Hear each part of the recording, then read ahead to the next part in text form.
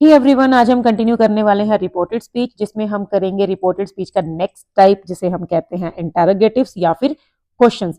इससे पहले जो मैंने वीडियोस अपलोड की हैं इस टॉपिक से रिलेटेड, उसमें मैंने आपको चेंजेस, रिपोर्टेड स्पीच क्या होता है, क्या क्या चेंजेस हम अप्लाई करते हैं, और जो स्टेटमेंट्स हैं और डिफरेंट टाइप्स ऑफ स्टेटमेंट्स वो कवर करवा दी हैं। अगर अभी तक आपने वीडियोस नहीं देखी हैं तो पहले आप वो वीडियोस देख लो और उसके बाद आपको इंटरोगेटिव्स जो है वो बड़े आराम से समझ आ जाएगा।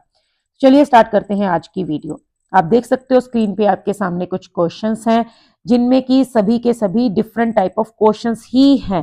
ठीक है, तो सबसे पहले हम सेंटेंसेस को रीड करते हैं, क्योंकि हमारा जो फर्स्ट स्टेप होता है रिपोर्टेड स्पीच को सॉल्व करने का, that is to read the sentence. So let's read the sentences one by one. Okay, और सेकेंड स्टेप हमारा होता है उसको आइडेंटिफाई करना कि ये स्टेटमेंट है या क्वेश्चन है। तो आप देखोगे कि ये सारे के सारे क्वेश्चन है, लेकिन जैसे मैंने आपको स्टेटमेंट में बताया था कि हमें स्टेटमेंट में भी कुछ चेक करना होता है कि वो यूनिवर्सल ट्रुथ तो नहीं है, या हैबिट या रूटीन तो नहीं है किसी का, ऐसे ही हमें क्वेश्चन में भी एक चीज चेक करनी है। ठीक है, तो चलिए स्टार्ट करते हैं कि क्वेश्चंस को हम कैसे सॉल्व करेंगे। फर्स्ट क्वेश्चन है, he said are you waiting for me. ठीक है, हमने सेंटेंस रीड कर लिया, हमें ये पता चल गया कि ये क्वेश्चन है, लेकिन अब क्वेश्चन में भी कुछ डिफरेंस होगा, जो कि आप दूसरा सेंटेंस जब रीड करेंगे तो आपको थोड़ा सा क्लियर होगा। दूसरा सेंटेंस है, he said to me when will you arrive tomorrow. अगर आप ध्यान से देखेंगे दोनों ही क्वेश्चन है, लेकिन दोनों अलग अलग टाइप के क्वेश्चन है। क्यों? सबसे पहला डिफरेंस, ये जो क्वेश्चन है ये इज एम आर से स्टार्ट हो रहा है, दैट मीन्स कि the question is beginning with the helping verb. ठीक है, उसके बाद अगर आप ध्यान से देखेंगे तो यहाँ पे जो क्वेश्चन है वो व्हेन से स्टार्ट हो रहा है, जो कि क्या है, एक क्वेश्चनिंग वर्ड है। और कौन सी फैमिली से ये बिलोंग करता है? WH family. कई बार स्टूडेंट्स मेरे से पूछते हैं, मैडम ये WH फैमिली क्या होता है?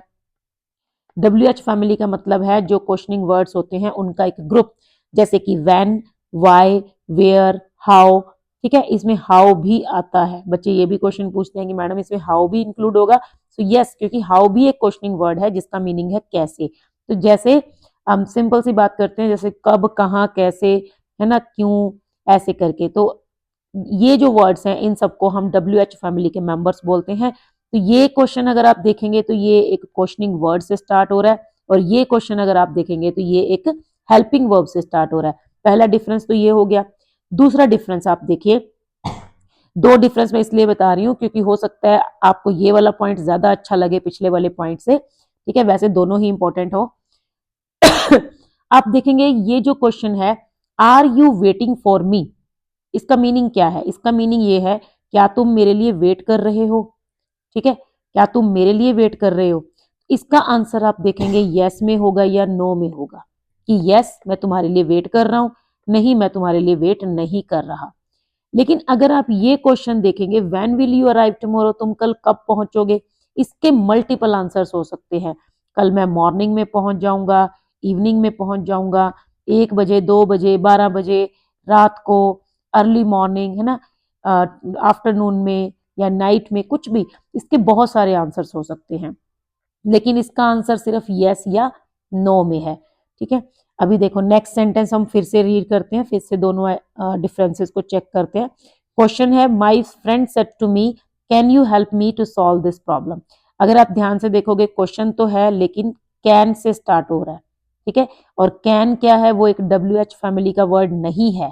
क्या है, ये एक मॉडल है, दैट मीन्स एक हेल्पिंग वर्ब है। ठीक है, और अगर आप ध्यान से देखोगे, can you help me to solve this problem, क्या तुम मेरी हेल्प कर सकते हो, तो आंसर जो है वो आएगा यस या नो में। हाँ हेल्प कर सकता हूं, या फिर नहीं नहीं कर सकता। ठीक है, नेक्स्ट देखो, she said how was your day. अब ये क्वेश्चन अगर आप देखेंगे तो हाउ से स्टार्ट हो रहा है। ठीक है, जो कि एक WH फैमिली का वर्ड है। और अगर हम इसके आंसर्स की बात करें तो मल्टीपल आंसर्स हो सकते हैं। How was your day? It was very nice, it was good, it was okay, it was not good, it was not bad, है ना। मल्टीपल टाइप्स ऑफ आंसर जो है वो इसमें कोई पर्सन कर सकता है। बहुत अच्छा दिन था, इंटरेस्टिंग था, नहीं था, बोरिंग था, है ना, कुछ भी। नेक्स्ट ऐसे ही अगर आप फिफ्थ सेंटेंस देखेंगे, my father said to my brother have you completed your homework. फिर से जो क्वेश्चन है वो हेल्पिंग वर्ब से स्टार्ट हो रहा है। ठीक है, आंसर इसका भी यस नो में होगा। Have you completed your homework, क्या तुमने होमवर्क कर लिया है, यस कर लिया या नहीं नहीं किया। फिर उसके बाद he said to me what is your name, question what से स्टार्ट हो रहा है और WH फैमिली है और मल्टीपल आंसर्स हो सकते हैं क्योंकि व्हाट इज योर नेम, दुनिया में बहुत सारे लोग हैं, सबके नाम अलग अलग हैं, तो मल्टीपल आंसर्स इसमें जो है वो हो सकते हैं। तो ये अभी मैंने आपको जो बताया इसमें मेरा पर्पस सिर्फ इतना था कि आपको ये पता चलना चाहिए कि क्वेश्चन जो है वो किस से स्टार्ट हो रहा है, हेल्पिंग वर्ब से या फिर WH फैमिली से। ठीक है, तो ये आई होप आपको ये चीज अभी तक क्लियर होगी। अब देखो, अब हम चलते हैं हमारे मेन पॉइंट पे। हमने 3 स्टेप्स फॉलो करने हैं। सबसे पहला हमने रीड द सेंटेंस, हमने सेंटेंस रीड कर लिया। Second, check if it is a question और अ स्टेटमेंट। ठीक है, अब मैं पिछली वीडियो का भी यहाँ पे क्रक्स जो है वो फॉलो करा रही हूँ, ये स्टेटमेंट है या क्वेश्चन है। अगर ये स्टेटमेंट है तो आपको फिर से 3 पॉइंट्स चेक करने हैं। ठीक है, 3 पॉइंट्स चेक करने हैं, कहीं ये यूनिवर्सल ट्रुथ तो नहीं। ठीक है, अगर यूनिवर्सल ट्रुथ है तो टेंसेस वाले चेंजेस नहीं होंगे। कहीं ये किसी की हैबिट या रूटीन तो नहीं, अगर ऐसा है तो टेंसेस चेंज नहीं होंगे। उसके बाद कहीं इसमें विल से जो रिपोर्टिंग वर्ब है वो विल से या सेज ऐसा कुछ तो नहीं आ गया, तब भी टेंसेस चेंज नहीं होंगे। तो ये तो थी स्टेटमेंट की बात। उसके बाद अगर वो क्वेश्चन है, बाय चांस अगर स्टेटमेंट होता तो हम ये 3 चीजें चेक करते, अगर इन तीनों में से कुछ ना होता तो हम सारे चेंजेस अप्लाई कर देते। इन तीनों में से कुछ है तो हम टेंसेस चेंज नहीं करेंगे। लेकिन मान लीजिए अगर वही सेंटेंस क्वेश्चन है तो क्वेश्चन में भी हमें 2 चीजें चेक करनी है कि क्वेश्चन स्टार्ट किससे हो रहा है, हेल्पिंग वर्ब से या फिर WH फैमिली से। ठीक है, WH फैमिली वर्ड से, मतलब WH फैमिली के वर्ड से। तो ये 2 चीजें हमें अब चेक करनी है। अब जैसे मैंने आपको स्टेटमेंट्स में बताया कि हर कंडीशन में कुछ कुछ चेंजेस हो गया, ऐसे ही क्वेश्चन में भी कुछ चेंज है। अभी हम क्वेश्चन की वीडियो बना रहे हैं क्योंकि स्टेटमेंट का मैंने ऑलरेडी अपलोड कर दिया है, वो आप लास्ट वीडियो देख सकते हो, उसमें आपको समझ आ जाएगा। क्वेश्चन के लिए जो है मैं आगे कंटिन्यू कर रही हूँ। अब आपने फर्स्ट स्टेप कर लिया, सेंटेंस रीड किया। सेकंड स्टेप कर लिया, आपने क्वेश्चन चेक कर लिया कि क्वेश्चन है। क्वेश्चन में भी आपने ये चेक कर लिया कि यस ये क्वेश्चन हेल्पिंग वर्ब से स्टार्ट हो रहा है या WH फैमिली से स्टार्ट हो रहा है। तो जो दोनों में कॉमन है वो तो ये है कि सेड टू जो है वो चेंज हो जाता है आस्क्ड में अगर वो क्वेश्चन हो। बात आती है इन्वर्टेड कोमास की, वो किस में चेंज होंगे। अब ध्यान से सुन लीजिए, अगर क्वेश्चन हेल्पिंग वर्ब से स्टार्ट हो रहा है तो जो इन्वर्टेड कॉमास हैं वो चेंज होंगे इफ में या फिर वेदर में। आपकी मर्जी है, आप इफ भी लगा सकते हो, वेदर भी लगा सकते हो। सबसे ज्यादा कॉमनली हम जो है मतलब सबसे ज्यादा हम इफ का यूज करते हैं। ठीक है, अगर क्वेश्चन हेल्पिंग वर्ब से स्टार्ट हो रहा है तो जैसा कि आप इनमें देखोगे, फर्स्ट क्वेश्चन, उसके बाद थर्ड क्वेश्चन और ये फिफ्थ क्वेश्चन, इनमें ये जो इन्वर्टेड कॉमास हैं ये इफ में कन्वर्ट होंगे। ठीक है, क्योंकि इनका आंसर यस नो में है, या तो ये आप याद रख सकते हैं या फिर ये क्वेश्चन जो है वो हेल्पिंग वर्ब से शुरू हो रहे हैं। अब अगर क्वेश्चन WH फैमिली से स्टार्ट होगा तो इन्वर्टेड कॉमास की जगह पे कुछ नहीं लगेगा। मैंने क्रॉस लगाया है और मैं लिख भी देती हूं कि नथिंग, कुछ नहीं लगेगा। इन्वर्टेड कॉमास वैसे ही डिलीट हो जाएंगे। I hope it is clear. उसके बाद जो हमारा थर्ड स्टेप है जिसमें हमें चेंजेस अप्लाई करने हैं, वो हमारा एज इट इज फॉलो होता है, बस माइनर सा एक चेंज है, वो मैं आपको जब क्वेश्चन हम सॉल्व करेंगे तो उस टाइम बता देती हूँ। ठीक है, तो एक बार फिर से रिपीट कर रही हूँ, आपने 3 स्टेप्स चलना है। सबसे पहले आपने सेंटेंस रीड किया, उसके बाद आपने चेक करना है कि वो स्टेटमेंट है या क्वेश्चन है। अगर वो स्टेटमेंट है तो उसमें आपने ये 3 चीजें दोबारा से चेक करनी है, उसके अकॉर्डिंग चेंजेस करने हैं। अगर क्वेश्चन है तो सेट टू आस्क्ड में चेंज होगा, और क्वेश्चन अगर हेल्पिंग वर्ब से स्टार्ट हो रहा है तो इफ लगेगा। अगर हेल्पिंग वर्ब से स्टार्ट नहीं हो रहा, WH फैमिली से स्टार्ट हो रहा है तो कुछ नहीं लगेगा, ना तो इफ लगेगा ना ही दैट लगेगा, और बाकी सारे चेंजेस वैसे ही अप्लाई हो जाएंगे। ठीक है, तो चलिए इसी जो अभी हमने सीखा इसी की हम प्रैक्टिस करते हैं कुछ क्वेश्चंस की हेल्प से। मैं ये जो सेंटेंसेस हैं इनको थोड़ा सा सेग्रीगेट कर लेती हूँ ताकि हमारी स्क्रीन जो है वो क्लियर हो जाए। So yes it is here. So first question हमारे पास है, he said are you waiting for me. हम इसको स्टेप्स में ही करेंगे, ठीक है, मैं सीधा थर्ड स्टेप पे नहीं जाऊंगी, आपको मैं स्टेप बाय स्टेप ही बताऊंगी। First step, read the sentence, हमने रीड किया, he said are you waiting for me. Second step, check if it is a question, so yes it is a question. Question में भी हमें check करना है किससे स्टार्ट हो रहा है, आर से स्टार्ट हो रहा है, दैट मीन्स एक हेल्पिंग वर्ब से स्टार्ट हो रहा है, इफ लगेगा, ठीक है, हमने इफ का यूज करना है। सो ही सेड है, इसके अंदर चाहे सेड हो चाहे सेड टू हो, उसको हम चेंज कर देंगे आस्क्ड में। सो ही आस्क्ड इफ, यहां तक का काम आपको सबका क्लियर होना चाहिए। सभी में जो हेल्पिंग वर्ब वाले हैं उनमें ऐसे ही होगा जैसे ये थर्ड सेंटेंस में भी और फिफ्थ सेंटेंस में भी। यहां तक हम पहले थर्ड सेंटेंस भी देख लेते हैं। My friend said to me can you help me to solve this problem. So फिर से रीड द सेंटेंस हो गया। Second step is to identify, yes it is a question. Third step, question जो है वो हेल्पिंग वर्ब से start हो रहा है, तो इफ लगेगा। सो आंसर में क्या होगा, my friend asked me if, यहां तक हो गया। ऐसे ही फिफ्थ वाला, my father said to my brother have you completed your homework. फिर से रीड कर लिया, चेक कर लिया, क्वेश्चन है, क्वेश्चन स्टार्ट हो रहा है हेल्पिंग वर्ब से। सो आंसर हुआ, मतलब हाफ ऑफ द आंसर, ठीक है। माई father asked my brother if, यहां तक हो गया। उसके बाद देखो अब हमें क्या करना है, जब भी क्वेश्चंस होते हैं तो थोड़ा सा जो है वो मतलब जो हम ऐसे स्टेप्स में जा रहे थे उसको हमने ऐसे कर देना है। आप देखो कई स्टूडेंट सोच रहे होंगे ये क्या कर दिया मैम ने। हम क्या करते थे, जैसे अगर ये था कि यू आर बिजी, हमने स्टेटमेंट में क्या किया, यू को पहले चेंज किया, फिर आर को किया, फिर बिजी को किया, ऐसे करके, है ना, बिजी एज इट इज लिखा, मतलब हम one by one words change कर रहे थे। लेकिन इसमें क्या होगा, ये यहाँ पे क्रॉस बनेगा क्योंकि ये क्वेश्चन है। ये अब यू आर बिजी नहीं है, आर यू बिजी है ना, ठीक है। ये देखो ये दोनों वर्ड्स ऐसे उल्टे हो गए, मतलब इधर आ गया, ओपोज ऐसे घूम के आ गया ना, मतलब वो पहले आ गया और वो बाद में आ गया। तो हमने इसको सही करना है, हमने आर बाद में चेंज करना है, यू पहले चेंज करना है, तो इसमें हमने क्रॉस बनाना है। कहने का मतलब मेरा ये है कि ये जो यू है पर्सन, ये पहले चेंज होगा और आर जो है वो बाद में चेंज होगा, ठीक है। तो अभी हमने बस यही हमने जो है चेंज करना है, ऐसे करके हमें उल्टा कर देना है, ऐसे क्रॉस बना देना है, ठीक है। तो अभी हम क्या करेंगे, ही सेड इफ तक हमारा हो गया, इन्वर्टेड कॉमास तक। उसके बाद हम यू को चेंज करेंगे। यू कौन सा पर्सन है, second person, change according to object, और ऑब्जेक्ट यहाँ पर कोई है ही नहीं।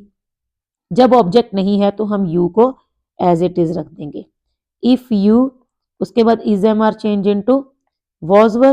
सो इफ यू वर वेटिंग, उसके बाद फोर, और अब ये जो मी है ये कौन सा पर्सन है, first person, change according to subject, ठीक है। यहां हम साइड में लिख भी सकते हैं SON 1 2 3, first person change according to subject, subject क्या है ही, सो ही चेंज हो जाएगा हिम में, ठीक है। जैसे हमने स्टेटमेंट्स में किया था वो सेम है बिल्कुल, इसीलिए मैं इसको ज्यादा अभी डिटेल में नहीं बता रही हूँ क्योंकि मैं इसको पहले क्लियर कर चुकी हूँ। So he asked if you were waiting for him. अब आप खुद सोचिए, अगर हम वर पहले लिखते और यू बाद में लिखते, ही asked if were you waiting for him, तो ये गलत हो जाता ना। तो बस यही आपको सही करना है। कई बार डायरेक्ट भी हो जाता है, लेकिन कई बार जो है वो हमें थोड़ा सा चेंज आगे पीछे करने पड़ते हैं, ठीक है। मतलब दोनों कंडीशंस भी हो सकती हैं, लेकिन वो बहुत रेयर होता है जब डायरेक्ट हम ऐसे स्टेप बाय स्टेप चलेंगे। ज्यादातर यही होता है, पर्सन पहले चेंज होगा और हेल्पिंग वर्ब बाद में चेंज होगी। ऐसे ही अब हम थर्ड सेंटेंस देख लेते हैं। यहां तक हमने कर लिया इन्वर्टेड कॉमास इफ। उसके बाद ये जो कैन यू है, इनको हमें पहले यू को चेंज करना है, पहले पर्सन को चेंज करना है। So you second person change according to me बन गया आई। फिर कैन को चेंज करना है, कैन चेंज इनटू कुड। उसके बाद ये मॉडल के साथ फॉर्म आई है तो फर्स्ट ही रहेगी। फिर me first person change according to my friend, my friend अब हिम या हर आप जो भी लगा सकते हो। So my friend asked me if I could help him to solve, ठीक है, टू के साथ भी फर्स्ट फॉर्म ही रहती है, this change into that to solve that problem. ऐसे ही हमारा फिफ्थ सेंटेंस देख लेते हैं। My father asked my brother if, फिर पहले यू चेंज होगा, second person according to my brother, so he हो गया क्योंकि ब्रदर लड़का है। उसके बाद has have change into had. If he had completed your, second person फिर से माय ब्रदर के अकॉर्डिंग हिज होमवर्क। ठीक है, ये 3 सेंटेंस आपके हो गए हैं जो हेल्पिंग वर्ब वाले थे। अब हम कर रहे हैं बाकी के 3 जो कि क्वेश्चनिंग वर्ड वाले हैं। ठीक है, मैं फिर से इसको सेग्रीगेट कर लेती हूँ और अलग से इसको मतलब अलग कर लेती हूँ ताकि हमारे जो स्क्रीन है वो क्लियर हो जाए। अब हम कर रहे हैं सेकंड और फोर्थ और सिक्स्थ क्वेश्चन। ठीक है, तो आप देखो फिर से हमें क्या करना है, ये सेकंड वाला क्वेश्चन करना है, ये फोर्थ वाला और ये सिक्स्थ वाला। सबसे पहला स्टेप, रीड द सेंटेंस। हमने रीड कर लिया, he said to me when will you arrive tomorrow. उसके बाद क्वेश्चन है, क्वेश्चन में हमें चेक करना है कि स्टार्ट किससे हो रहा है, तो ये स्टार्ट हो रहा है WH फैमिली से। इसके अंदर इफ नहीं लगेगा, सो ही आस्क्ड मी, अब इफ तो लगेगा नहीं, तो सिर्फ ये जो WH फैमिली का वर्ड है वो एज इट इज पहले आ जाएगा, व्हेन का व्हेन आ गया। बाकी का काम हम अभी आगे करते हैं। नेक्स्ट है she said how was your day, so she asked, अब इफ तो लगेगा नहीं क्योंकि हाउ WH फैमिली का वर्ड है, हाउ एज इट इज। उसके बाद he said to me what is your name, फिर से क्वेश्चन है और WH फैमिली से स्टार्ट हो रहा है, तो ही आस्क्ड मी, कॉमास वैसे ही डिलीट हो जाएंगे और व्हाट का व्हाट आ जाएगा। अब हम फिर से क्या करेंगे, अगर अब आप सिंपल देखो तो ये हेल्पिंग वर्ब वाला ही क्वेश्चन बन गया। Will you arrive tomorrow, was your day, है ना, इज योर नेम, तो हेल्पिंग वर्ब आ गई पहले। अब हमें क्या करना है, वही सेम क्रॉस बनाना है, मतलब कि हमें पर्सन पहले चेंज करना है और बाद में हेल्पिंग वर्ब। सो व्हेन हमने एज इट इज लिख दिया, उसके बाद यू को चेंज किया, according to me second person है, according to object, so when I. उसके बाद will change into would, arrive का अराइव रहेगा और tomorrow change into the next day. ठीक है, तो हमारा आंसर क्या बन गया, he asked me when I would arrive the next day. अब आप खुद सोचो, अगर आपने यहाँ इफ लगा दिया होता बाय मिस्टेक, तो आप रीड करके देखोगे तो आपको सेंटेंस रॉन्ग लगेगा। ही asked me if when I would arrive the next day, if when तो 2 क्वेश्चन हो गए एक साथ, दो वर्ड्स तो आ नहीं सकते क्वेश्चन पूछने वाले, है ना। इफ जो है वो इसमें नहीं आएगा, आंसर होगा ही asked me when I would arrive the next day. ऐसे ही नेक्स्ट देखो, शी आस्क्ड हाउ, उसके बाद ये, अब देखिए इस क्वेश्चन में और इस क्वेश्चन में थोड़ा सा चेंज है। इसमें जो है ऑब्जेक्ट जो है मतलब जो बात हो रही है वो योर डे दोनों एक साथ आएंगे, तो इसके 2 तरह से हम इसको कर सकते हैं। एक तो ऐसे कि शी आस्क्ड हाउ, पहले हम योर डे को लिखेंगे, योर इसमें फिर से ऑब्जेक्ट नहीं है तो हम इसको as it is your day ही लिख सकते हैं। उसके बाद हम वॉज को चेंज करें हैड बीन में, क्योंकि is am are change into was were and was were change into had been. So answer हो गया she asked how your day had been. और इसके बाद हम अगर इसको ऐसे लिखते हैं direct, she asked how had been your day, तो हम इसको ऐसे भी लिख सकते हैं, वॉज वर हैड बीन में चेंज करके और डायरेक्ट भी। मैंने अभी आपको थोड़ी देर पहले ये बात बताई थी कि कई बार तो word by word he change सही हो जाते हैं, लेकिन ज्यादातर हमें जो है वो पर्सन पहले और हेल्पिंग वर्ब बाद में चेंज करनी होती है। ठीक है, यही सेम इस क्वेश्चन में भी है। अगर आप इसमें लिखते हो ही आस्क्ड मी व्हाट, योर को चेंज किया आपने माई के अकॉर्डिंग, व्हाट माई, अब इज को अगर आप चेंज करते हो वॉस, जैसे मैंने आपको नॉर्मल बताया, तो आप खुद रीड करके देखो ये सेंटेंस आपका रॉन्ग हो गया। He asked me what my was name, what my was name, ये तो रॉन्ग है ना। तो इसके 2 आंसर्स हो सकते हैं ये वाले, एक तो ये कि ही आस्क्ड मी व्हाट, इज को चेंज कर दो वॉज में, व्हाट वॉज माई नेम, ये ठीक है, या फिर ही आस्क्ड मी व्हाट, यहां तक तो एज इट इज रहेगा। उसके बाद पहले ये पूरा योर नेम को चेंज करो, योर नेम हो गया माई नेम, उसके बाद इज को चेंज करो वॉज में। तो इसके ये 2 आंसर जो हैं वो हो सकते हैं, एक तो ही asked me what was my name and he asked me what my name was. ठीक है, तो ऐसी कंडीशंस में आपको थोड़ा सा माइंड लगाना है, भाई सब कुछ पका पकाया तो आपको मिल नहीं जाएगा कि हाँ बस यही यूज करना है आपको और यही हार्ड एंड फास्ट एक ही रूल है। इंग्लिश में बहुत सारे जो हैं वो कॉन्ट्राडिक्टरी केसेस भी होते हैं, है ना, हर चीज का एक एक्सेप्शन होता है।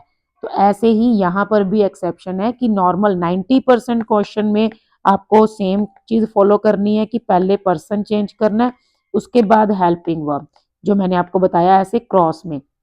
लेकिन बाकी के जो 10% है उसमें दो आंसर्स भी हो सकते हैं और कई बार हमें डायरेक्ट चल के भी आंसर जो है step by step word by word भी आंसर जो है हमारा क्रिएट हो जाता है।